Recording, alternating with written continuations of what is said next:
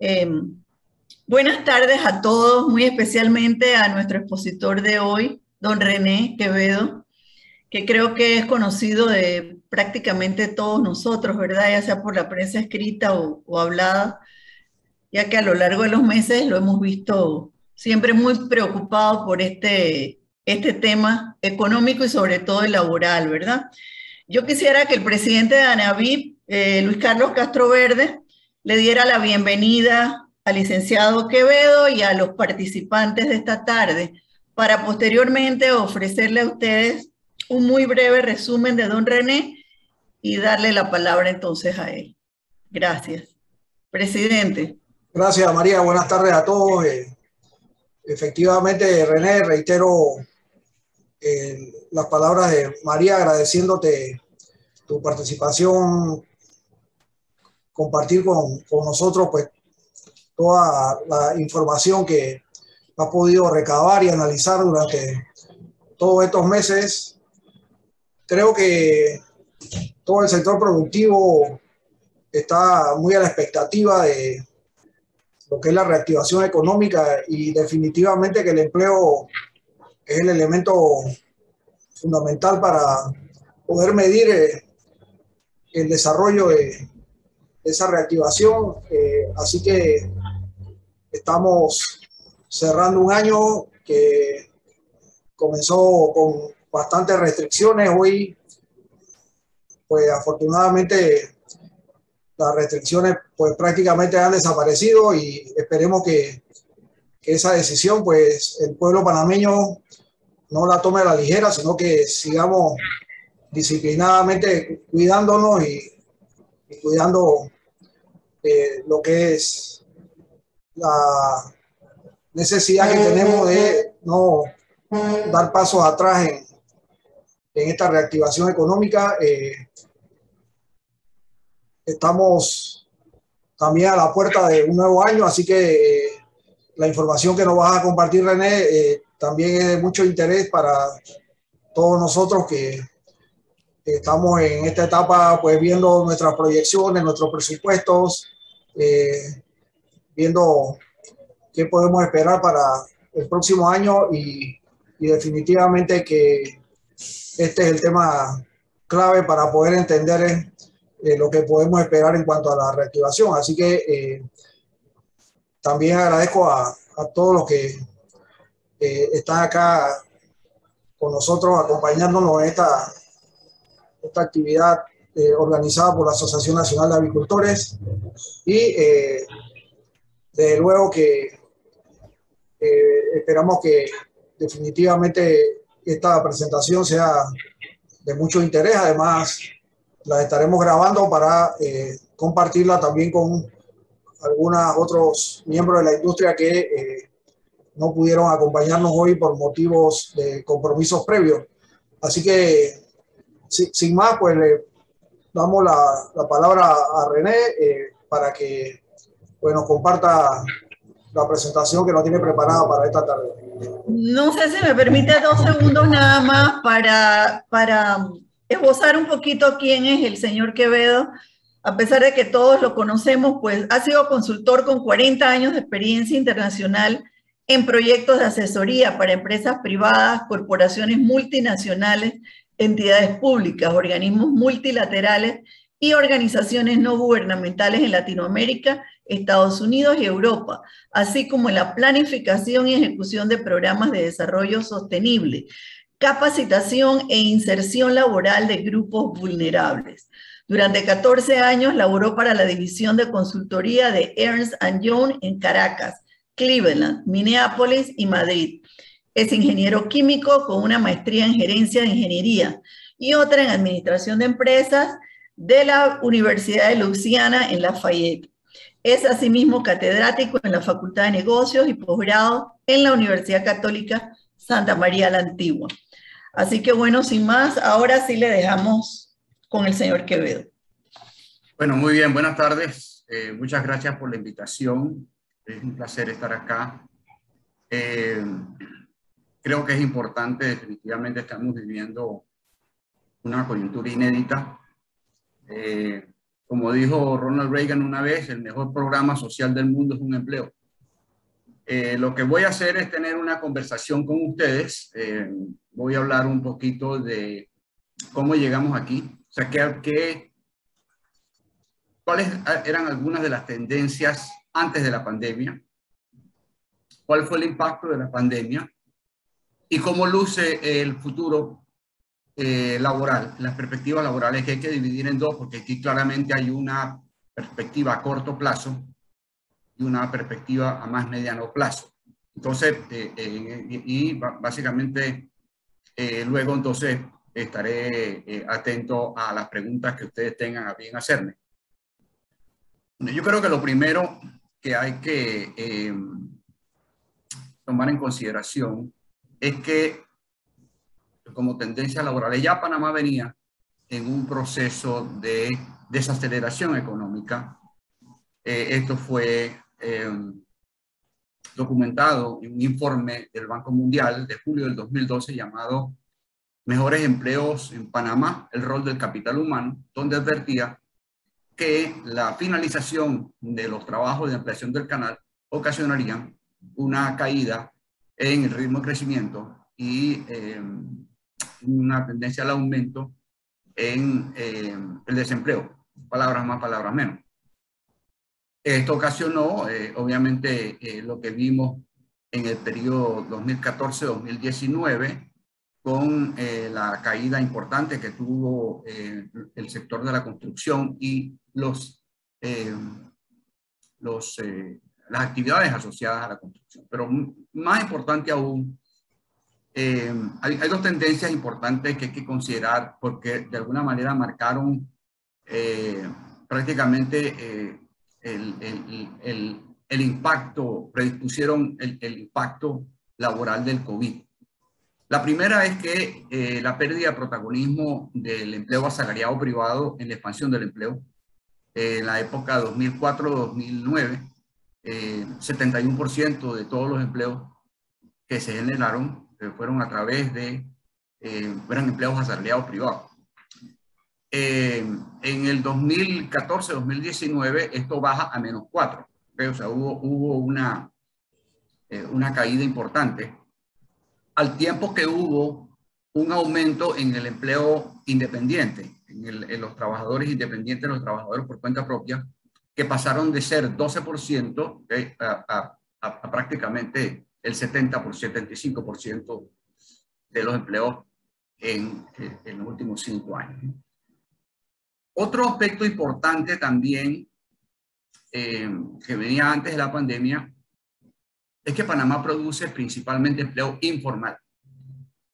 En la década 2009-2019, antes de la pandemia, el 52% de los empleos que se generaron fueron empleos informales. Ahora, para lo cual hace falta definir qué es empleo informal. El informal, de acuerdo a los criterios de la OIT, son los empleados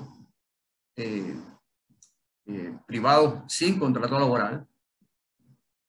Los independientes, aunque coticen y paguen impuestos, yo soy informal. Los patronos con menos de 5 trabajadores, las empleadas domésticas y los trabajadores familiares. Ese conjunto, ese grupo, ese colectivo, aportó 52% de todos los empleos que se generaron entre el 2009 y el 2019. ¿Qué ocurrió con la pandemia? La pandemia atacó particularmente de manera severa la economía panameña, porque Panamá adoptó las políticas de confinamiento más severas de toda Latinoamérica y pagó el precio socioeconómico más alto. Entre otras cosas, debido a que 70% de los empleos en Panamá son presenciales. De tal manera que las restricciones de movilidad, llámese cuarentenas y toques de queda, tuvieron un impacto absolutamente descomunal. De hecho, el año pasado se perdieron 289.000 empleos, pero la planilla estatal aumentó. Hay una nota del MEF, la nota MEF-2021-4493, porque me gusta ser preciso, del 1 de febrero, firmada por el ministro Alexander y dirigida al licenciado Julio Linares. Y en el último párrafo del de la primera página hay una cita que dice que los 148.739 funcionarios públicos adscritos a leyes especiales representan el 41% de la planilla estatal o los servidores públicos. ¿Qué significa esto? Que la planilla estatal entonces a febrero era de 362.778 funcionarios. ¿Okay? Eso es 69% más que la planilla que había a agosto del 2019, según los registros de la Contraloría. Un aumento de 23.6%, que dicho sea de paso, y también está documentado por la CEPAL, Panamá fue el país que más aumentó la planilla en pandemia de toda Latinoamérica. Lo que esto entonces implica es que, como ya ustedes saben, el sector privado pagó y sigue pagando todo el impacto laboral del COVID. El sector privado el año pasado perdió 327.000 empleos asalariados, 37% de sus empleos formales. ¿Okay? Y aún mantiene 80.000 empleos con contratos suspendidos. Hubo unos 25.000 desvinculaciones. De tal manera que el 49% de todos los empleos formales del sector privado desaparecieron o tienen contratos suspendidos. Ese es el impacto que ha tenido el COVID en el sector privado. El impacto laboral 100% lo ha pagado el sector privado. Ahora, esto tiene otras connotaciones, esto tiene otras implicaciones también. Obviamente los sectores más afectados son los sectores más vulnerables a las restricciones de movilidad. El comercio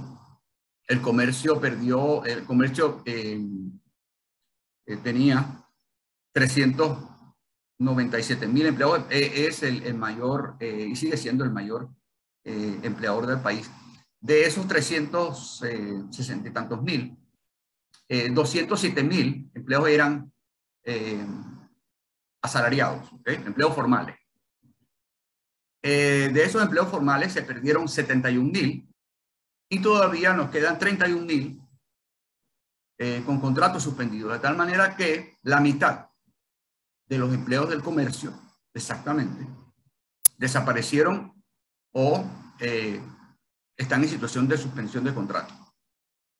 En el caso de otros sectores, que es todavía más grave, el sector hoteles, bares y restaurantes, 3 de cada 4 empleos formales que había antes de la pandemia ya no existen o tienen contratos suspendidos. En el caso de la logística, es 7 de cada 10. Lamentablemente, el 75% de los empleos generados en el sector logístico en los últimos 5 años fueron informales. Y como dije antes, 7 de cada 10 empleos formales se encuentran o desaparecieron o se encuentran con contratos suspendidos. De tal manera que el impacto del COVID fue masivo, fue absolutamente masivo. Básicamente, y sigue siendo pagado o sufrido por el sector privado. Ahora, hay otra situación y ahí quiero destacar un punto importante. Le prestamos mucha atención al sector. De hecho, este año la economía va a crecer producto de las exportaciones de cobre. Esto ha sido anunciado por varios organismos multilaterales, como el Banco Mundial, la CEPAL, que habla de un crecimiento del 10 al 12%, debido principalmente a las exportaciones de cobre y a la recuperación del comercio internacional. Estamos hablando del sector externo. El sector interno se va a mantener deprimido porque ha estado muy condicionado, primero, a criterios sanitarios, 1, y 2, a restricciones de movilidad. Mientras haya cuarentenas, toques de queda, controles de acceso, va a seguir, la tendencia en el desempleo va a seguir.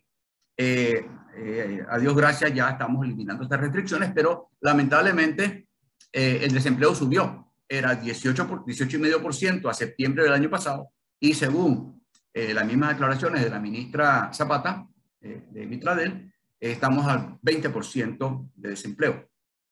Pero otro aspecto más importante más importante que tenemos que tomar en consideración es que el ritmo de crecimiento del empleo formal va lento. ¿Okay? Es decir, una cosa es la reactivación económica y otra cosa es la reactivación del empleo. ¿Okay?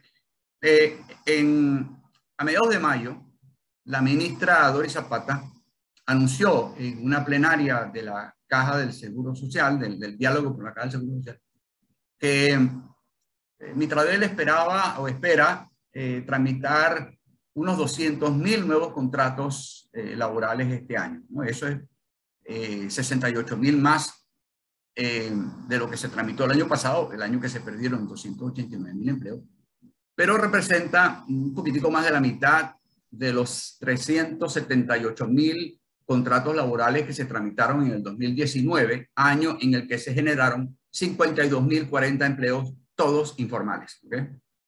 Ahora bien, ¿qué ha ocurrido? Entre enero y agosto del 2021, Mitradel ha tramitado 108.676 nuevos contratos.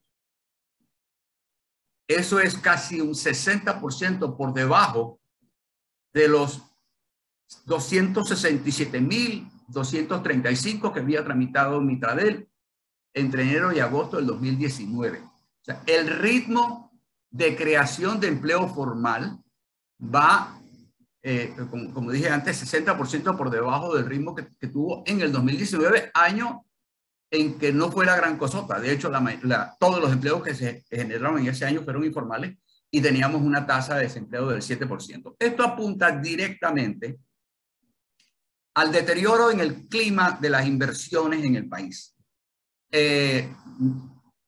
La inversión privada es la que genera empleo formal. Y es lo que estamos viendo porque, como dije antes, esto no es nuevo. ¿Okay? Es decir, el 92% de todos los empleos que se generaron en la última década, ya incluyendo el impacto del COVID, fueron informales. Y el otro 8% fueron aumentos en la planilla estatal. De tal manera que los aumentos en la planilla estatal han venido enmascarando la pérdida de capacidad de la economía para generar empleo formal. Y esto apunta básicamente al clima de inversiones. ¿Okay?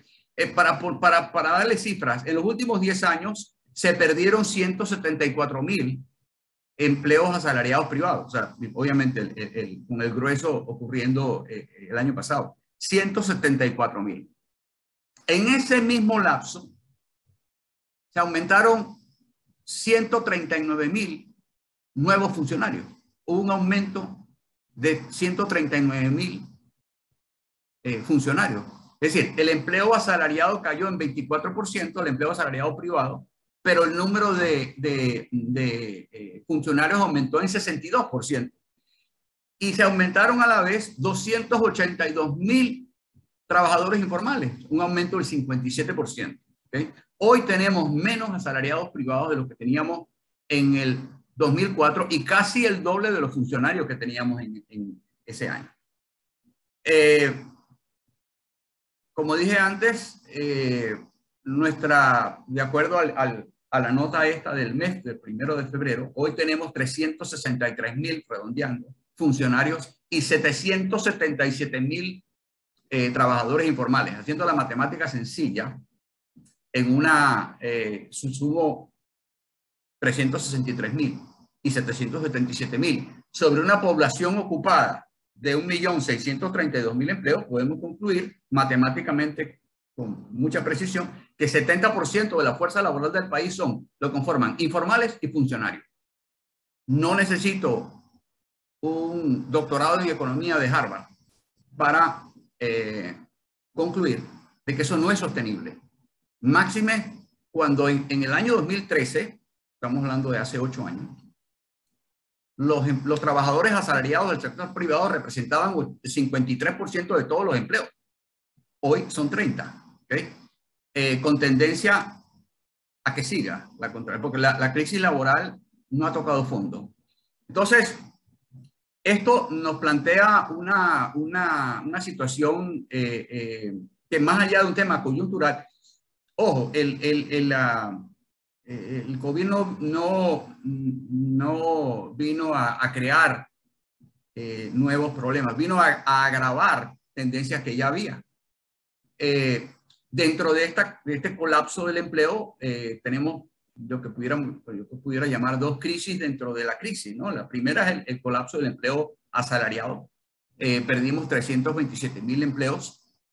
Como contexto y como punto de referencia, México, que tiene una población de 126 millones de habitantes y 55.5 millones de empleos, perdió el año pasado 647,000 empleos formales.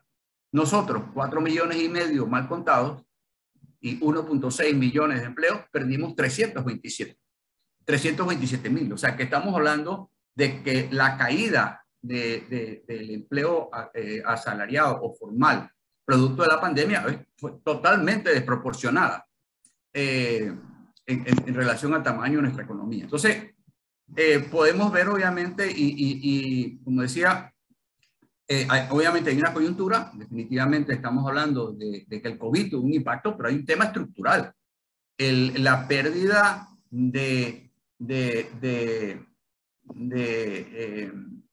clima, la pérdida de atractivo, ¿verdad? Del clima para las inversiones en el país se ha deteriorado. Y eso es un tema que ya inclusive fue objeto de un informe que hizo el semanario The Economist en marzo de este año, ¿okay? Donde planteaba que el deterioro de la gobernabilidad y la incapacidad del gobierno para poder detener o manejar las presiones populistas representaban un altísimo riesgo a las inversiones extranjeras en el país. Entonces, esto, por supuesto, es muy dañino, máxime cuando tenemos a nuestros vecinos los ticos, que son, proporcional a su economía, el país que más inversión extranjera está trayendo en el mundo. Entonces, creo que en ese escenario, creo que obviamente tenemos una situación a muy corto plazo, desde el punto de vista laboral, máxime con un sector privado descapitalizado y un gobierno en precaria situación financiera y que está teniendo que pedir prestado para pagar planilla y pagar subsidios. Por tanto, su capacidad de intervención en la economía está bastante limitada. Y la necesidad de atraer inversión extranjera en un país donde por 30 años hemos crecido a través de la inversión extranjera y 70% de la inversión extranjera en el país es reinversión de utilidades, lo cual está muy bien porque implica confianza en el país, pero necesitamos dinero fresco, ¿okay? Y la mejor estrategia para atraer inversión extranjera es la experiencia de los inversionistas extranjeros que ya están acá. Entonces, estos esfuerzos y estas tendencias y esta satanización que ha habido y linchamiento mediático de la inversión privada y la inversión extranjera en el país, lamentablemente puede ser que traiga aplausos y votos, pero no dólares a la economía, ¿okay? No hay nada más cobarde que el dólar. Entonces, el inversionista extranjero, cuando no ve las cosas claras, no va a venir. Entonces, yo creo que es un tema donde todos tenemos que poner nuestra parte. Creo que hay a corto plazo, necesitamos urgentemente eliminar todas las restricciones de movilidad en la economía. Ya, eso se viene haciendo, pero eso no es automático. Tenemos ahorita 80,000 trabajadores con contratos suspendidos en el sector terciario. Como dije, 31,000 en el sector comercio.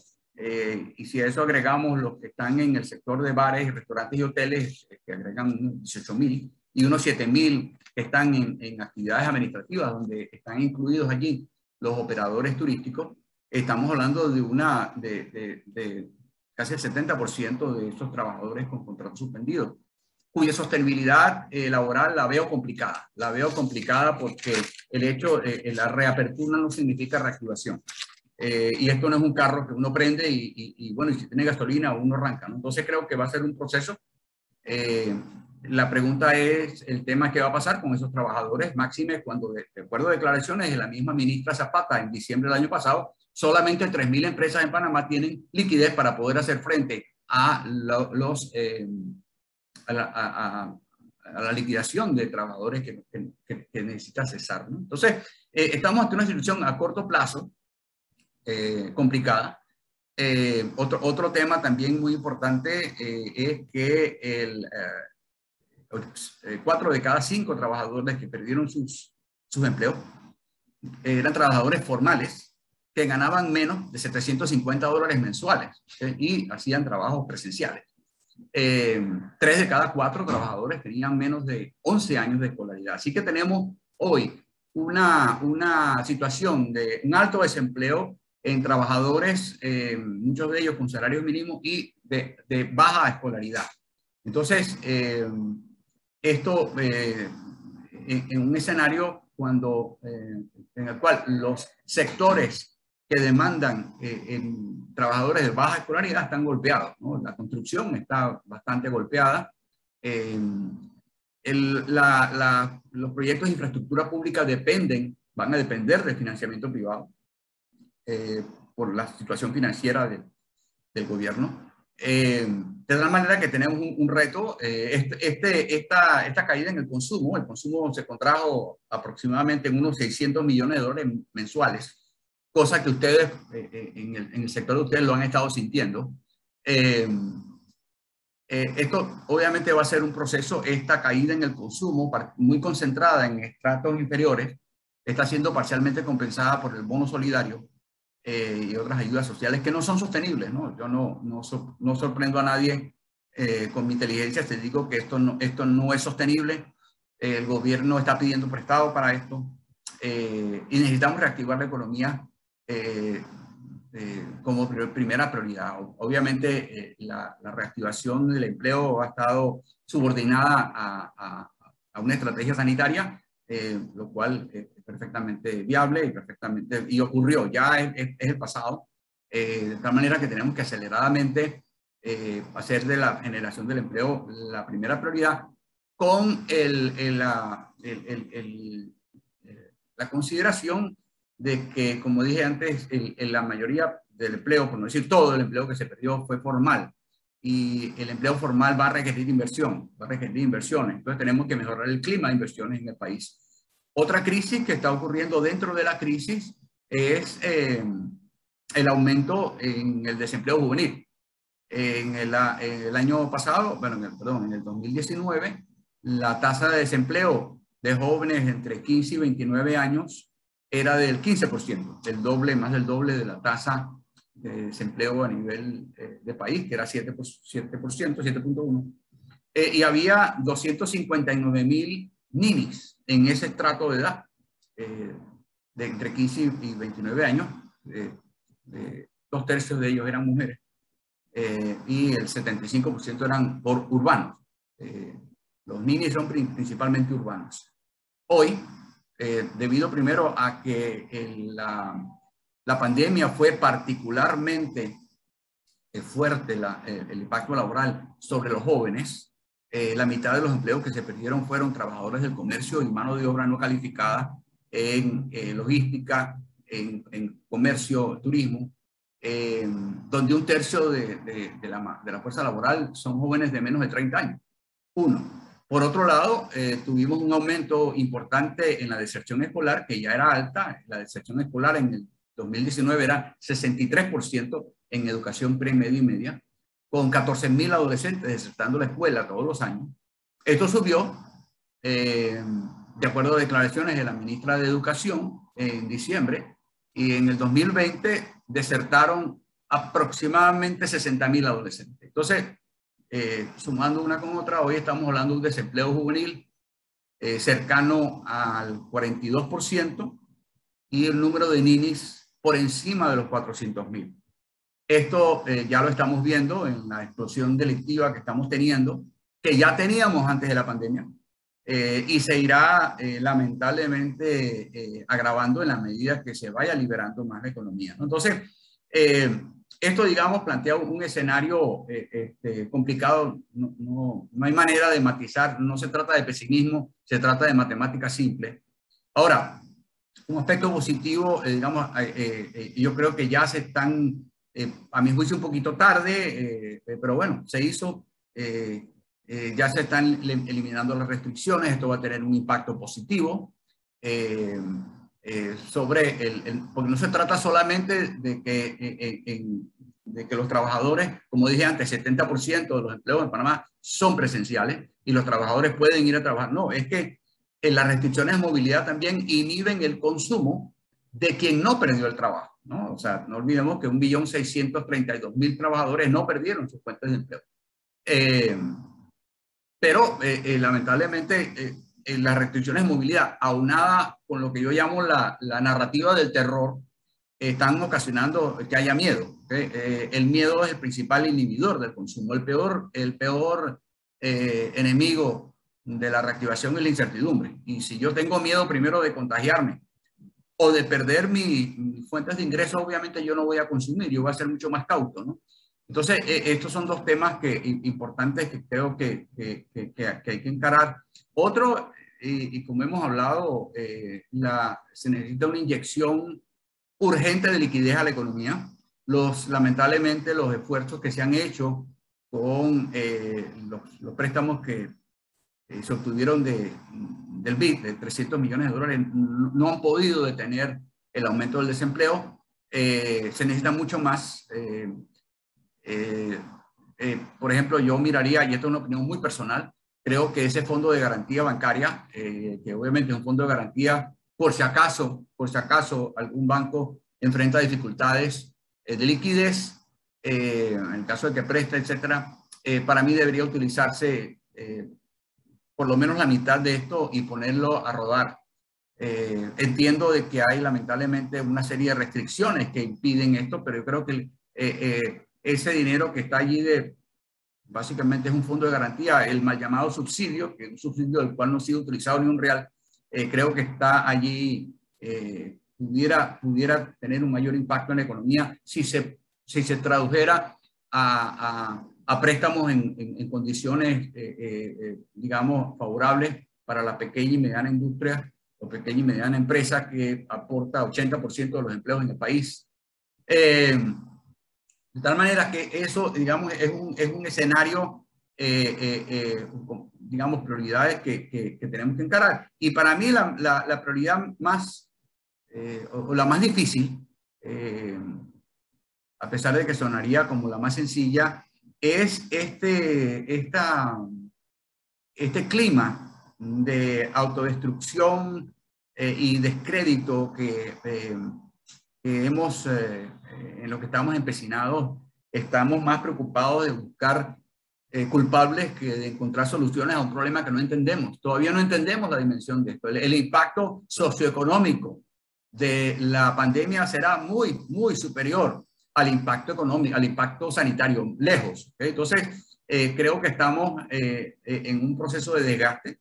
Estamos en este proceso de satanización que es irónico porque justamente necesitamos inversión privada. Entonces, creo que ideologizar la coyuntura, ver esto como un tema de buenos y malos, ricos y pobres, víctimas y victimarios, no ayuda en nada. Estos discursos populistas, con todo respeto, puede generar aplausos, pero no empleo, ¿okay? Ni inversiones.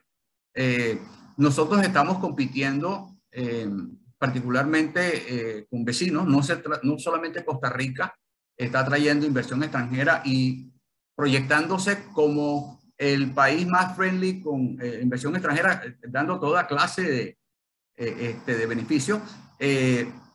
Colombia está haciendo lo mismo, Uruguay está haciendo lo mismo, México está haciendo lo mismo, de tal manera que tenemos que encarar una situación urgente que tenemos, aparte de que hay otra situación un poco más compleja, es la necesidad de la transformación de la matriz económica del país. 2 de cada 3 empleos que se generaron en los últimos 15 años vienen de sectores que están bastante golpeados y son sectores que tienen altos niveles de informalidad. ¿Sí? Es decir, lo cual va a ser complicado que generen empleo formal. Por ejemplo, el comercio antes de la pandemia, porque eso subió, estábamos hablando de que el 47% de los empleos eran informales, el turismo 55%, la logística 60%, la industria 60%, la construcción 60%, de tal manera que estos sectores que históricamente han aportado gran cantidad de empleos, no van a generar los empleos en la misma cantidad, también, entre otras cosas, por las limitaciones que tenemos de tipo fiscal, y aparte de que muchos de ellos será empleo informal. Mientras hay incertidumbre con respecto al clima de inversiones, esto va en contra de las perspectivas de generación de empleo formal, que es el que necesitamos en este momento. Entonces, yo estoy de acuerdo con el gobierno está tratando de atraer inversión extranjera. Esta ley EMA creo que es un paso en la dirección correcta. También se están explorando nuevos sectores, como la minería, que dicho sea de paso, es el sector, la actividad económica que menos empleo informal genera, 7%, de acuerdo a las estadísticas de la Contraloría del año pasado. Digamos, pero no es un solo sector el que va a resolver la situación, la coyuntura y el mediano plazo. Creo que es un conjunto de cosas y creo que independientemente del sector o los sectores que vayamos a necesitar, vamos a necesitar inversión extranjera. Para desarrollar el turismo necesitamos inversiones, para que generen empleo formal. Para desarrollar la logística necesitamos inversiones, particularmente extranjeras, para que generen empleo formal. Entonces yo creo que estamos ante el reto de resolver la coyuntura a corto plazo, la coyuntura, digamos, del colapso que tuvimos en el empleo. O sea, es muy difícil. El año pasado se perdieron 289.000 empleos en una economía que genera 45.000 empleos por año. O sea, matemática simple, nos va a llevar por lo menos 6 años recuperar los empleos que se perdieron el año pasado, aparte de generar los empleos para las oportunidades laborales para los jóvenes que se están graduando, para los desertores escolares. En fin, yo creo que estamos ante un reto importante a corto plazo. A más mediano plazo tenemos que estar mirando el tema atracción de inversión extranjera, atracción de inversiones en general, pero en particular la atracción extranjera, que debemos empezar ya, como decía, proyectándonos como un país pro inversión extranjera, y ahí creo que tenemos un poco que dosificar este discurso de satanización de la inversión, satanización del sector privado. Por otro lado, es la contradicción. Yo no puedo fomentar un discurso xenofóbico y decir que quiero atraer inversión extranjera. Por Dios, es decir, como, manden la plata, pero no vengan. Eso no tiene sentido. Entonces creo que tenemos que decidir como país qué es lo que queremos hacer. Hace falta el liderazgo, ¿okay? El liderazgo que nos una, ¿okay? No que nos divida. Dividir no solamente favorece al virus y solamente asegura que el impacto socioeconómico de la pandemia sea muy superior al impacto sanitario.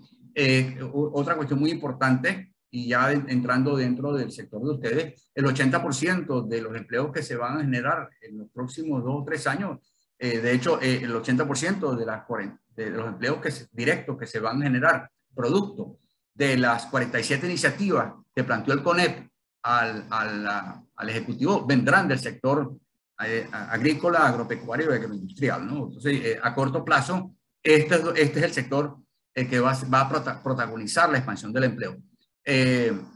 Pero, obviamente, tenemos que asegurarnos, yo creo que esto ya se están dando inversiones, creo que importantes en el sector agrícola. Ustedes, en el sector de ustedes van a ser el sector, o ha sido pues el sector uno de los sectores más golpeados también con la caída del turismo. O sea, si bien la gente piensa que, bueno, el turismo es una cantidad de empleos en hoteles y restaurantes, etcétera, no, si se cae, al caerse ese canal, eso tiene un impacto directo en la agroindustria, y tan es así que el año pasado se perdieron 47.000 empleos agrícolas, que no tienen ningún sentido, o sea, que no tenían ningún sentido.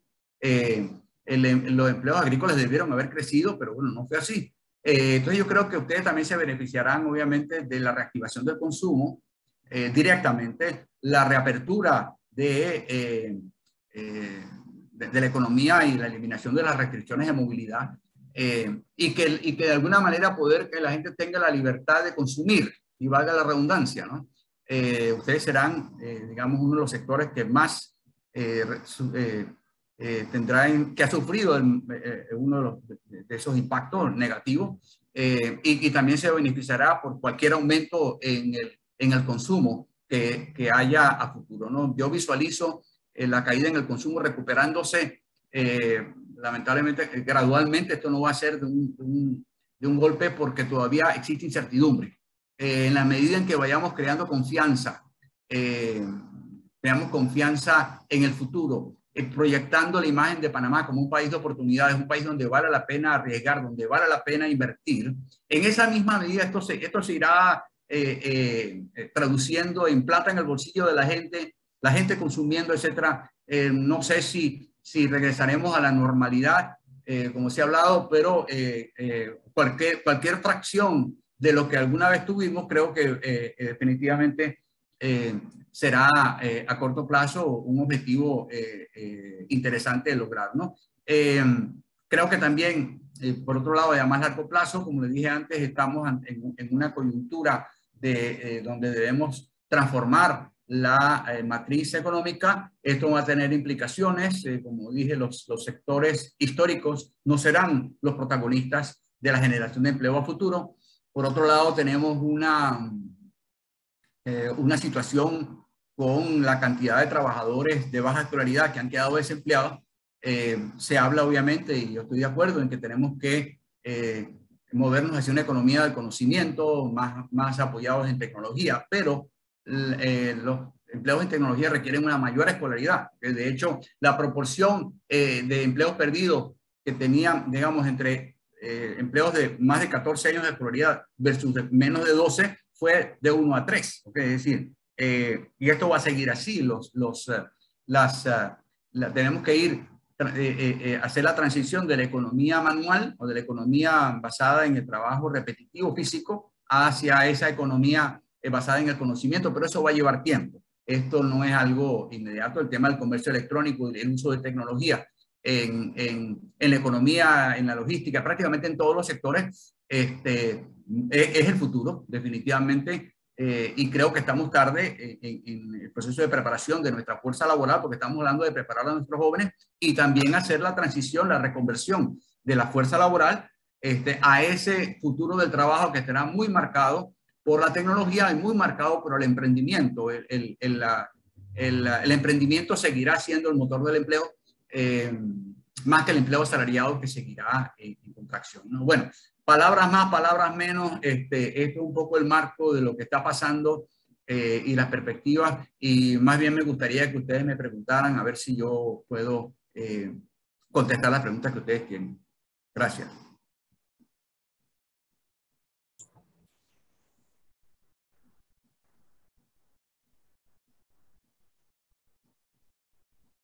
María, creo que tiene el celular.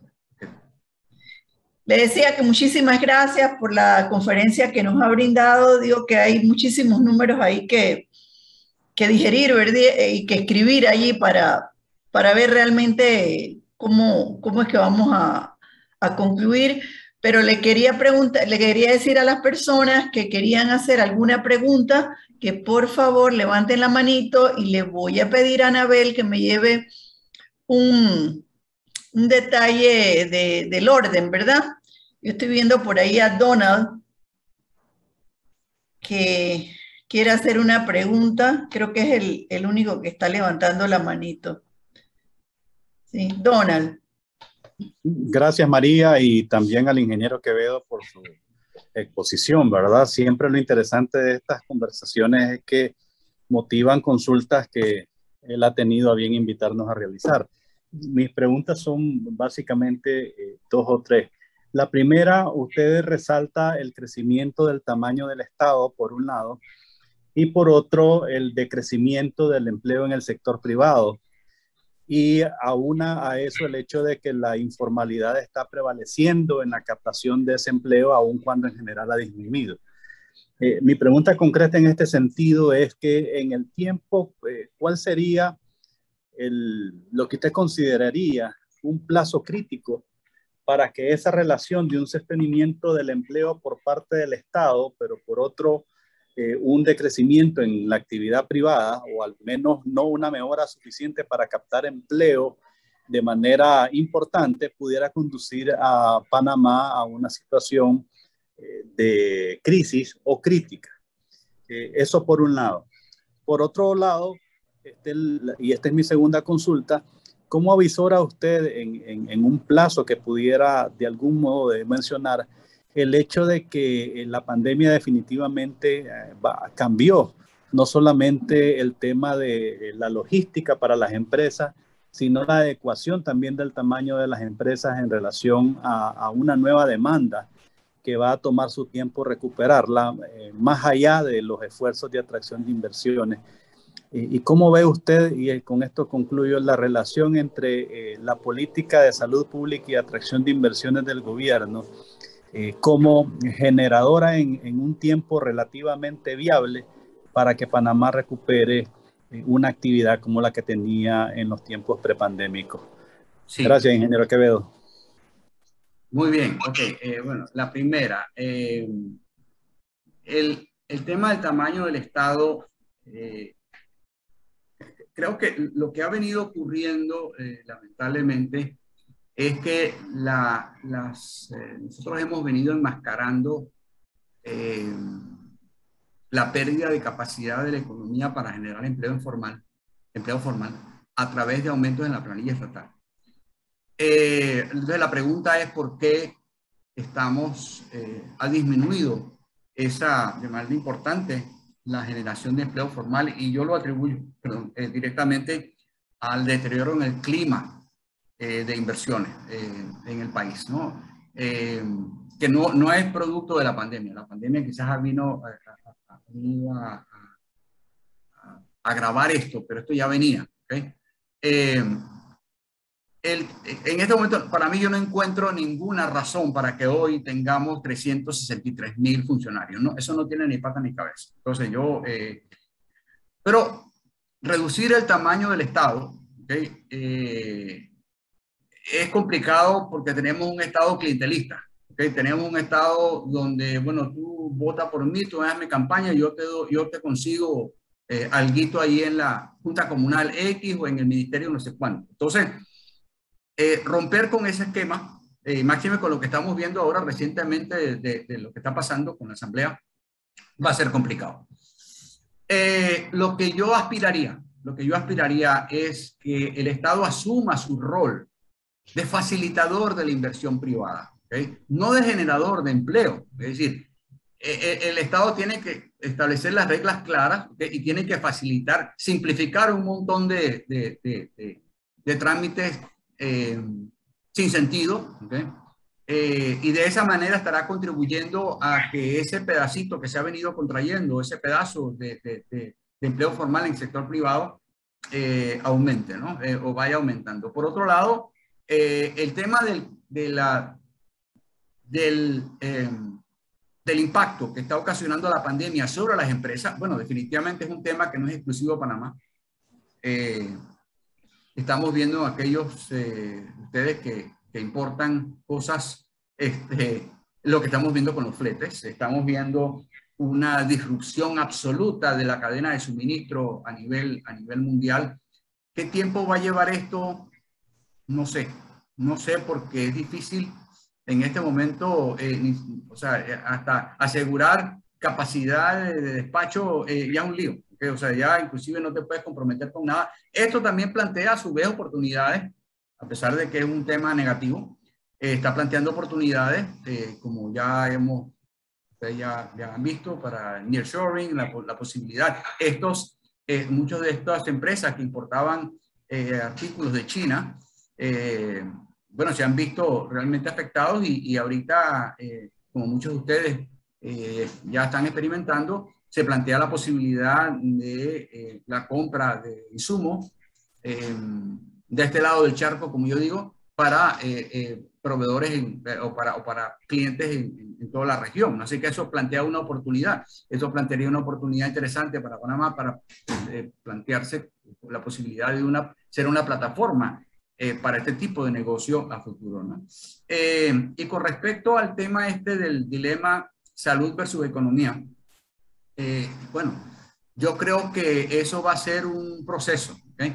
Como dije antes, para bien o para mal, Panamá adoptó las políticas de confinamiento más severas de toda Latinoamérica y pagó el precio socioeconómico más alto.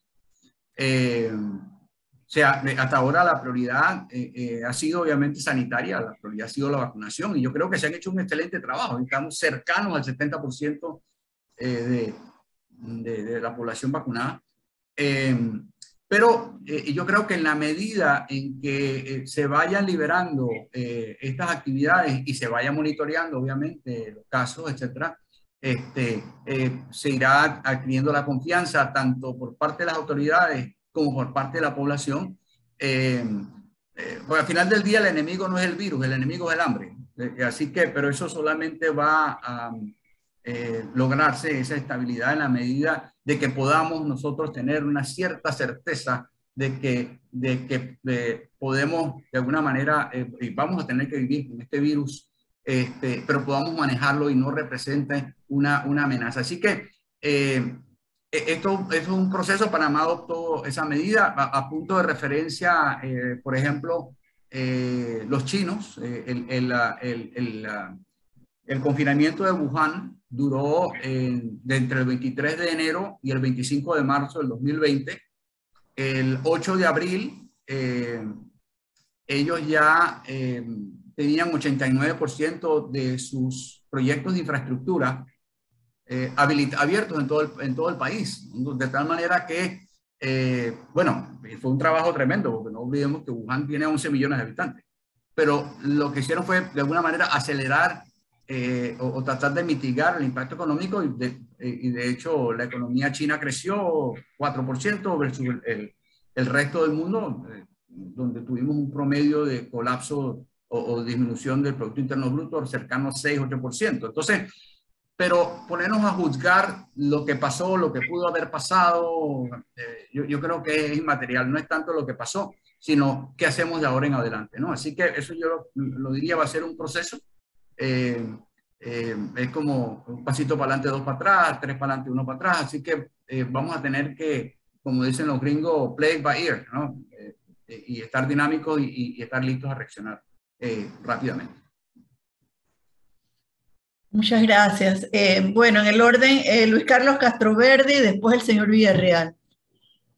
Sí, René, me gustaría conocer tu opinión sobre si habrá la madurez suficiente en Panamá para que el sector privado, los sindicatos y sobre todo el gobierno entiendan que sería totalmente contraproducente abocarse a un aumento de salario mínimo para el próximo año.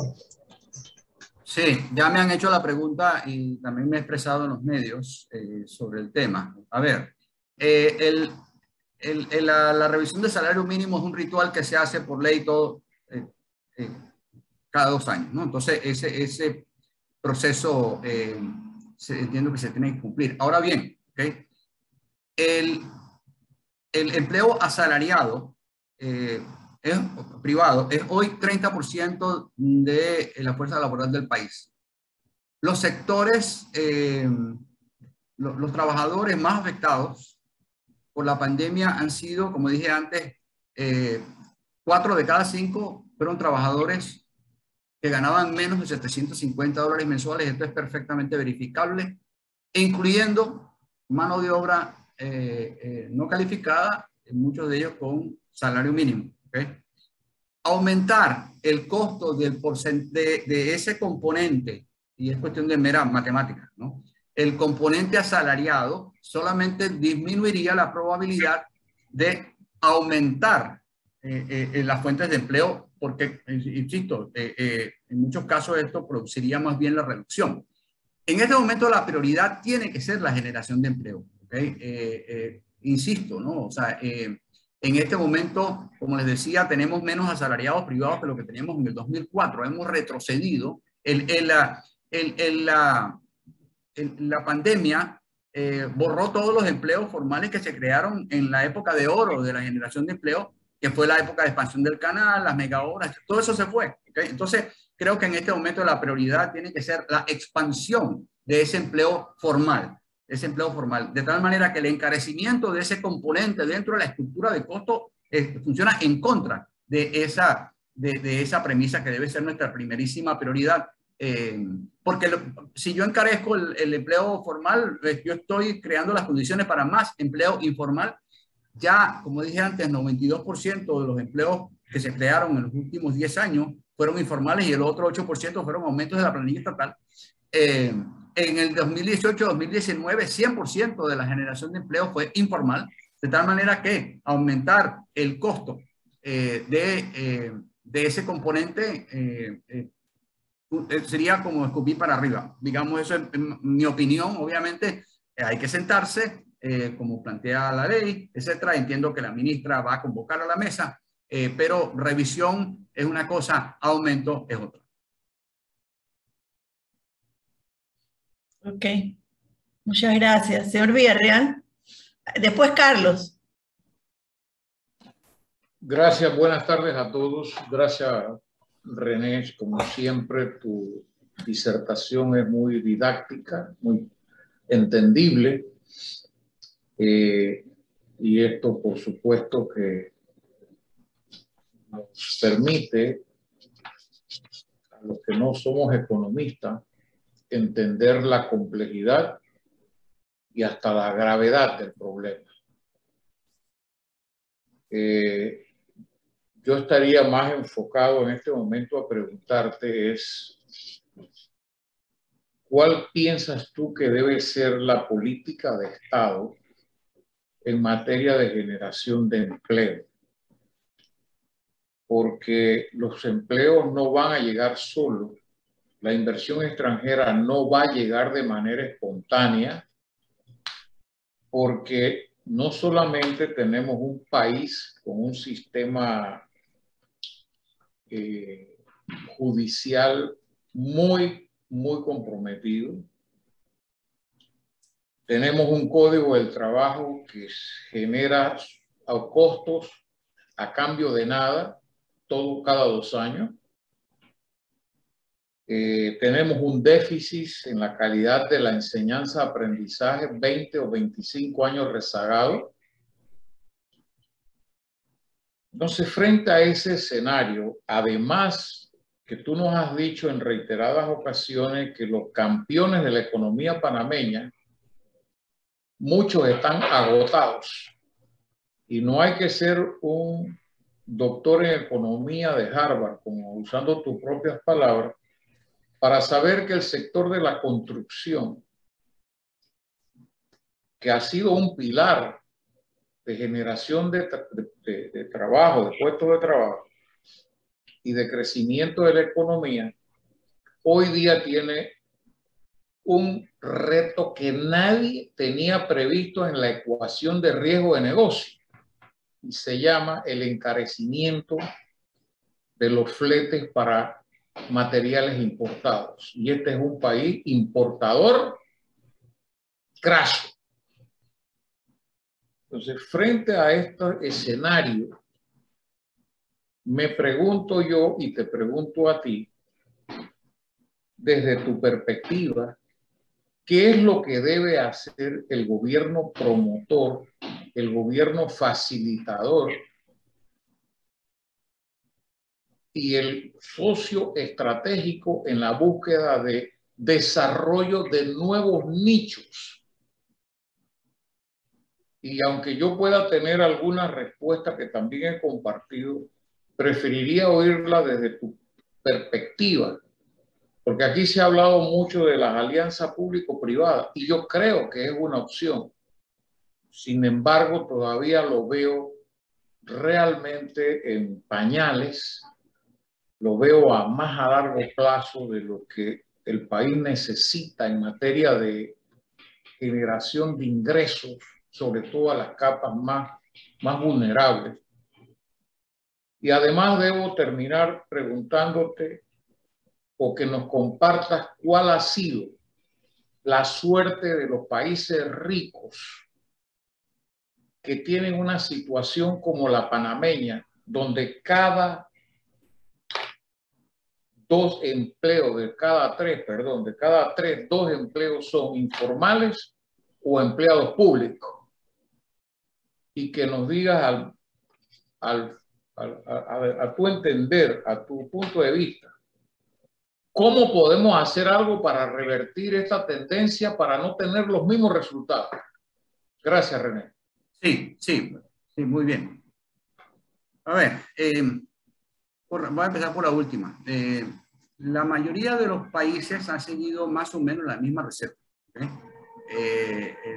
Un enfoque asistencialista, de apoyo a los trabajadores que quedan desempleados, o sea, un poco estilo bono solidario. Obviamente, en función de la capacidad fiscal de cada país, ha determinado el mundo. ¿Okay? No es lo mismo tener $800 mensuales de bono que tener 120. ¿Okay? Entonces, en ese sentido, pues el impacto que eso tiene sobre los presupuestos familiares y la calidad de vida, pues obviamente se ve directamente relacionada con la capacidad fiscal de estos gobiernos, ¿no? Pero una cosa que sí he notado diferencia es la velocidad de la reapertura. Por ejemplo, hemos hablado del turismo, ahora se está hablando de turismo de vacunas, se está hablando del Black Weekend, etcétera, que está bien, pero a mi juicio, creo que eso por sí solo no va a crear un crecimiento sostenido. Por ejemplo, hoy y escuché la información de hoy, solamente el 34% de los hoteles están abiertos y la ocupación hotelera es del 7% hoy. ¿Okay? La ocupación hotelera en Cancún es 80%. ¿Okay? Entonces, mi hija estuvo hace poco allá con yerno y no existe esta paranoia. Yo digo que lamentablemente la generación de empleo en Panamá está secuestrada por la paranoia sanitaria. Es decir, bueno, sí, hay controles, pero no es realmente lo que es el control por asfixia que ha habido acá, ¿ok? Con todo respeto, ¿no? Con todo respeto. O sea, si República Dominicana, no vayamos muy lejos, igual. Es decir, como yo digo, que haya nuevos rebrotes es una probabilidad, que tenemos 400.000 desempleados es un hecho. ¿Okay? Entonces, para mí, tenemos más de 400.000 víctimas socioeconómicas de la pandemia que tenemos que empezar a atender lo más rápido posible, y eso pasa directamente por la eliminación de todas las restricciones de movilidad. Entonces, digamos, desde ese punto de vista, creo que para contestar la pregunta, hemos adoptado las mismas acciones, pero la velocidad en la reapertura es donde ha estado la diferencia. Con respecto a qué hacer, ¿okay? Tenemos una situación, y yo creo que es un tema, nuestro modelo económico, es decir, nuestro modelo de expansión económica, generó, y estoy hablando de los empleos que se generaron antes de la pandemia, o concretamente 2004-2019, mucha construcción. Efectivamente, la construcción más que duplicó su fuerza laboral. Antes, obviamente, con su clímax en el momento de la expansión del canal, donde teníamos en el 2014 193.000. Pasamos de 90.000 a 193.000, 90.000 en el 2004 a 193.000 trabajadores de la construcción, con salarios, aumento de salarios importantes. Esto ha venido... No me han salido connotaciones guapas. Alguien tiene el micrófono abierto allí, por favor. Sí, entonces, ¿qué ocurrió? Como digo, obviamente, pues hubo aumentos importantes, había crecimiento económico, producto, como dije, en gran medida por todos estos. La construcción genera mucho empleo y genera mucho impacto. A partir del 2014, aunque realmente se recordarán, hubo los retrasos y el canal se finaliza en el 2016, pero ya venía entonces la caída en el ritmo de expansión económica. Pero ¿qué ocurre? Todos estos, la mayoría de estos empleos requirieron trabajadores con relativa baja escolaridad. ¿Okay? ¿Qué ocurre? En este momento, y es básicamente donde tenemos el problema, tenemos un alto, y esto medido en función de los informes de la Contraloría, tenemos un alto nivel de desempleo de trabajadores de baja escolaridad. Tenemos que resolver ese problema, tenemos que buscarle solución a ese problema. ¿Cómo? ¿Okay? Dado que la construcción efectivamente, o sea, ahorita lo que se está viviendo con los fletes y la importación es una absoluta locura. Por otro lado, tenemos en la construcción privada, tenemos un exceso de inventario, en donde hay un nicho de crecimiento, es las viviendas de interés social. La construcción pública está muy sujeto a la capacidad fiscal del Estado. Cualquier cosa que se haga ahí tiene que contar con financiamiento privado. De tal manera que las probabilidades de buscarle solución al desempleo de trabajadores con baja escolaridad dentro de la construcción va a tener que ser a través de trabajo comunitario, etcétera, este tipo de obras relativamente pequeñas, mantenimiento de carreteras, etcétera, ¿no? Así estoy pensando, digamos, de la tapa de la cabeza. Pero no vamos a tener la capacidad para absorber la cantidad de trabajadores, porque no es solamente los que quedaron desempleados, es los desertores de las escuelas y gran cantidad de personal que ha quedado ocioso, que perdió su trabajo. Entonces, creo que tenemos un reto, quizás otros sectores de baja escolaridad que requieran baja escolaridad, puede ser mano de obra no calificada en el comercio, en la logística, en el mismo turismo. Una vez que podamos nosotros solventar el problema que tenemos ahorita a corto plazo con el turismo, donde como dije antes, 3 de cada 4 empleos formales que tenía el sector de bares, restaurantes y hoteles desapareció o tiene contratos suspendidos. Hoy los gremios del sector turístico piden un poco más de tiempo para poder reactivar a los trabajadores, de tal manera que tenemos una situación, pero ahí también puede haber oportunidades. Pero lo más importante para mí, lo que tiene que hacer el gobierno es, como dije antes, crear confianza y primero que vean al sector privado como aliado, que necesitamos no solamente para la inversión privada local, también la inversión extranjera. Nosotros necesitamos, como yo digo con frecuencia, la mejor estrategia para atraer inversionistas extranjeros es la experiencia de los inversores extranjeros que ya están acá. Necesitamos que estos inversores extranjeros que ya están acá sean aliados nuestros en la búsqueda y obtención y traída de nueva inversión.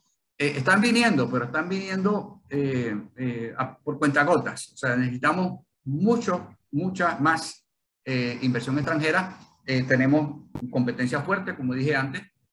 Así que yo diría, para mí, estos proyectos puntuales que pudieran hacerse como parte, digamos, de la intervención del Estado en la economía son temporales. Ellos definitivamente no pueden crear empleo sostenible.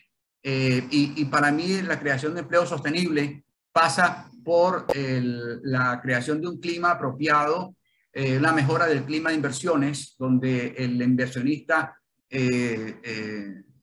sepa que hay reglas claras, que hay seguridad jurídica, que no va a haber ningún cabeza caliente que va a hacer que va a presionar al gobierno para que me cambien las reglas de juego. Para mí, por eso es importante lo que está pasando en este momento, y creo que se está haciendo un buen trabajo con la renegociación del contrato de minera. Pero también estamos hablando de otras acciones, por ejemplo, la discusión que ha habido de la ley 122 de incentivos a las inversiones en el sector turístico y la ley 94 que le da facultades laborales a la ley de puertos del 2008. Insisto, son proyectos, son iniciativas que involucran inversionistas extranjeros y que lamentablemente están encontrando cabida en los medios y en las redes, donde de alguna manera pues hay esta lucha como como digo yo, de buenos y malos, ricos y pobres, que crean un ambiente negativo para, digamos, con respecto a la inversión o a las perspectivas de un negocio rentable. Para que yo pueda generar empleo formal, tiene que haber inversión previa, tiene que haber inversión privada, y para que haya la inversión privada tiene que haber la perspectiva de un negocio rentable, si no, ¿quién va a invertir? Entonces, creo que es un proceso, creo que históricamente nuestros gobiernos tienen una situación un poco incómoda con el sector privado. No hemos encontrado una manera de trabajar, a pesar de que lo decimos de la boca para afuera. El tema de las alianzas público-privadas, sí, efectivamente creo que es un tema que va a ayudar, pero tenemos que actuar. Yo creo que la intelectualización, insisto, es el momento de acción. O sea, yo creo que tenemos que hacer, pero va a ser muy difícil que nosotros podamos llegar a este tipo de alianzas si no confío en mi socio. O sea, yo creo que eso presupone buena fe. Así que yo creo que va a ser un proceso y yo espero que lo que está pasando en este momento prime la cordura y no, digamos, esta lucha de clases que se está dando en este momento o que se está tratando de abanicar. Estamos de alguna manera, y como lo digo con frecuencia, estamos entretenidos peleándonos por las sillas del comedor del Titanic. O sea, esto no tiene ningún sentido. Así que yo creo que, espero que el gobierno actúe como mediador, actúe como facilitador, cree las condiciones para el diálogo, porque al final del día este país es de todos. Muchas gracias. Carlos, me parece que tú tenías una pregunta. Y tengo una en el chat y con eso cerraríamos, ¿no? La verdad, ingeniero Quevedo, después de escuchar tantos números, no le veo una luz al final del túnel. Yo creo que la pandemia no es la culpable de lo que está sucediendo en Panamá. La pandemia lo que ha hecho es acelerar un daño que nosotros ya veíamos venir, producto de las reglas del juego que se han implementado en Panamá en los últimos 20, 25 años y la tan mentada apertura económica o globalización, en la cual yo no creo. La globalización a Panamá lo único que le ha hecho es encarecer el costo de la vida. Pocos ganando mucho y muchos casi sin ganar, como usted lo está planteando. Solo he escuchado turismo e inversión extranjera. ¿Cómo podemos hablar de turismo en un país que quizás es uno de los 2 o 3 más caros de América? Ir un día a Chiriquí me sale más barato ir a Medellín, ir a Cartagena o cualquier otro país, incluyendo Cancún, que tratar de hacer turismo interno. Y a pesar de la pandemia y de tener tan baja ocupación, no bajan ningún nivel de precio para que el panameño pueda hacer turismo interno. Mega obras, la otra gran receta que lo único que han hecho es endeudarnos. Y yo me acuerdo hace muchos años hablaban de los capitales golondrinas, que llegaban a un país, todo iba bien y se iban y volvíamos a la triste realidad. De los sectores productores del país, ¿quién queda? Solo el sector servicio. Y el sector servicio demostró durante la pandemia no es capaz de el empleo en el país si los sectores productivos, entiéndase industrial y agropecuario, no están funcionando. Si uno viajaba en plena pandemia a Chiriquí, la situación era diferente porque Chiriquí depende mucho del agro. Pero uno venía a la ciudad de Panamá y era una tristeza total porque se depende totalmente del comercio internacional. Hablar de inversión extranjera, es que el resto del mundo está igual que nosotros. Es que no hay diferencia. ¿Qué chino va a venir a invertir a Panamá si en China la situación económica no está mejor? Ni hablar de los Estados Unidos. Ellos a su manera tienen sus problemas también. Yo creo que en Panamá lo que hace falta es reinventar la política comercial del país. Nos han metido en un cuento del libre comercio que no funciona y ningún político se atreve a tocar eso. ¿Quién sabe por qué razón? Pero si nosotros no tenemos la madurez de hacerle entender al gobierno que el camino que escogieron no es, desde hace varios gobiernos atrás, no es el futuro de un país que no produce absolutamente nada. Y nadie puede comprar si no tiene un empleo. Así que no sé qué otra luz puede haber que no sea hablar de invertir. Yo creo que el panameño tiene que aprender a creer en el panameño. Uno prende las redes sociales y es como que viviéramos en un autoflagelo permanente. Uno escucha hablar de la minera, todo mal, pero si en este momento la minera cierra, ¿cuántas personas más salen al desempleo? O sea, el panameño ya no está pensando, solo está criticando.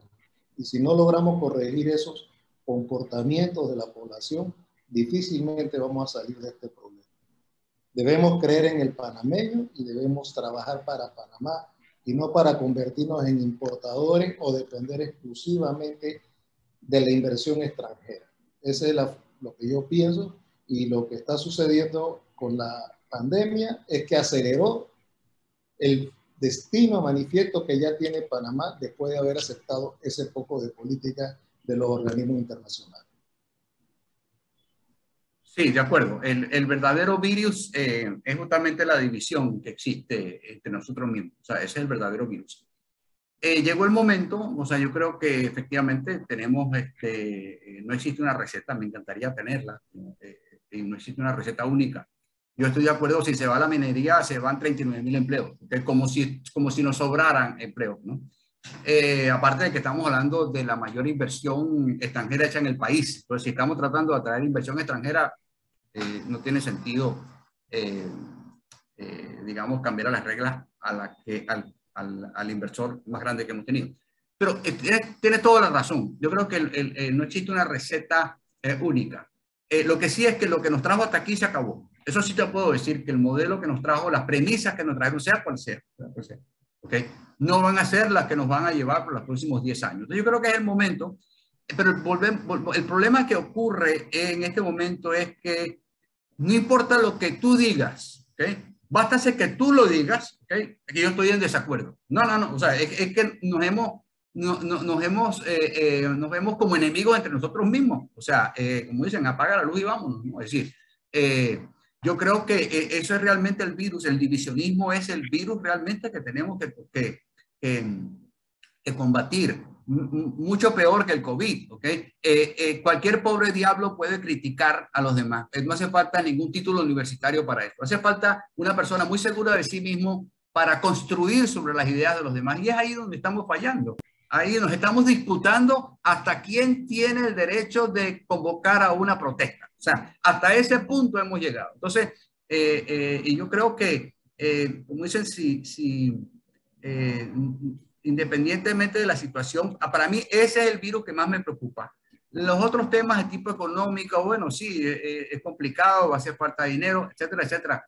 Pero si nosotros no logramos resolver ese problema, el que nos vemos como enemigos, el que nos vemos como, digamos, ricos y pobres, derechas e izquierdas, si nosotros no logramos resolver eso, ¿okay? Y esto está acompañado con un discurso populista complicado, ¿okay? Que lamentablemente está siendo muy atractivo cuando hay esta tribulación, ¿verdad? Esta gente rara vez aporta soluciones, pero básicamente estamos apelando a la emoción más que a la razón. Entonces, sí, yo creo que ese es el virus que tenemos que combatir, pero hace falta liderazgo para sentarnos y ponernos todos juntos y que de alguna manera veamos las cosas no de quién gana y quién pierde, porque aquí vamos a perder todos, ¿okay?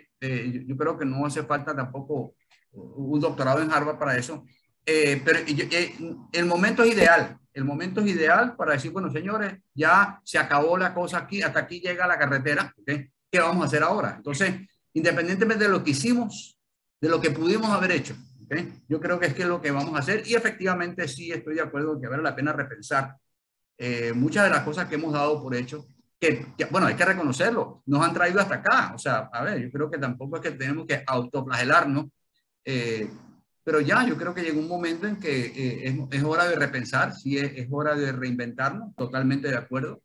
Ya disfrutamos este crecimiento. Pero bueno, se acabó la gasolina y tenemos que ver de qué manera nosotros entre todos, sin buenos y malos, ricos y pobres, derechas e izquierdas, víctimas y victimarios, entre todos construimos lo que debe ser este país a futuro. Ok, muchas gracias. Tengo una última pregunta en el chat que básicamente ha sido contestada en su mayoría, pero se la voy a leer porque la mandaron. Para reactivar la economía y el empleo, esas inversiones, ¿en qué sectores de la economía? Agroexportación, hub logístico, salud, bienestar, turismo, maquila. ¿Y esas inversiones de qué países? Estados Unidos, China, Europa, Latinoamérica. Eso fue lo que me... No, bueno, definitivamente, como dije antes, las actividades agrícolas, agroindustriales del sector de ustedes es un sector que perfila bien en materia de crecimiento. Las inversiones, insisto, no puedo, digamos, adivinar de dónde pudiera venir, pero yo creo que vamos a tener que, primero, utilizar también financiamiento, el financiamiento bancario. O sea, el financiamiento bancario es el aceite del motor de la economía.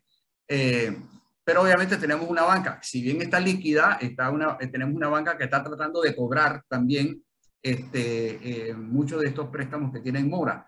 Esto es un sector. Otro sector, digamos, como primero, obviamente nosotros, el turismo va a haber que hacer algo con el turismo, pero yo estoy de acuerdo. Creo que la gente plantea el turismo más como un sueño que como un objetivo. Hace falta inversión, independientemente de los sectores que querramos desarrollar, necesitamos inversiones. Para ello, tenemos que hacer que el turismo sea atractivo como destino de inversiones. ¿Okay? La logística, obviamente por nuestra ubicación geográfica, tenemos el canal, tenemos un activo importante ahí, tenemos una potencialidad con toda este colapso de las cadenas de suministro que ha ocasionado la pandemia, la posibilidad de hacer de Panamá un centro de maquila, de nearshoring, de la posibilidad de convertirnos en una plataforma de suministro, pero hace falta inversiones. ¿Okay? Hay que ir a buscar esas inversiones de empresas que pudieran estar interesados en eso. Obviamente, entonces esto nos plantea la necesidad de mano de obra calificada para esas industrias. Entonces nos trae esto al problema de que se ve como traer mano de obra extranjera como un tema de nacionalismo, etcétera. Creo que es un tema que tenemos que superar.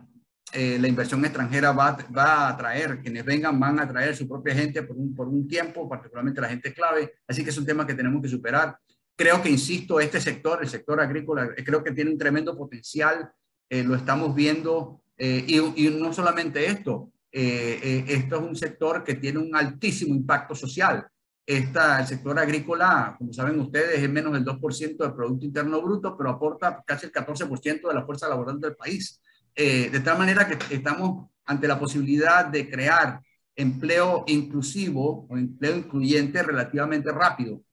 Ahora, tenemos que sostenerlo en el tiempo. Efectivamente, somos un país importador. Estamos dando nuestros primeros pasos firmes. Ahora, bueno, obviamente con las exportaciones de cobre, es un salto importante en materia de exportaciones. También las exportaciones que no son cobre también han tenido un impacto importante, pero tenemos que sostenerlo en el tiempo. Pero yo creo que la primera prioridad es crear las condiciones, crear el clima, crear la confianza para poder mejorar el clima de inversiones. Sin inversiones no vamos a poder potenciar ningún sector, ninguno. ¿Okay? Entonces, como dije antes, máxime con la situación tan precaria que tiene el gobierno en materia fiscal y en materia financiera, y en materia de endeudamiento, ¿no? Hace ya hoy la relación entre deuda y el PIB es 70%, a finales de año será 100%.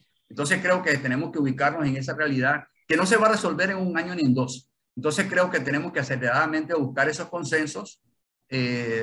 Para mí creo que nuestro principal problema es el divisionismo. Máxime que la campaña política ya empezó, y obviamente esto de escoger los villanos favoritos siempre es un tema que obviamente despierta pasiones.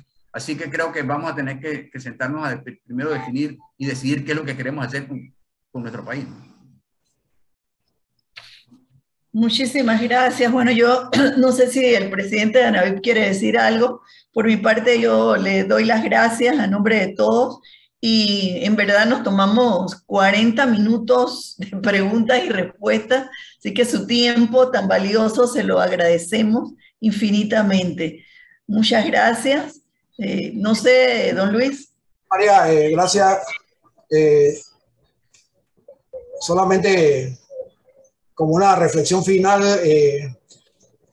esta actividad pues la estamos desarrollando enmarcada en nuestra asociación que participa activamente en el agro panameño, y mi reflexión va dirigida también a poder plantear en voz alta que el futuro del agro también dependerá mucho del compromiso que tengamos como productores, como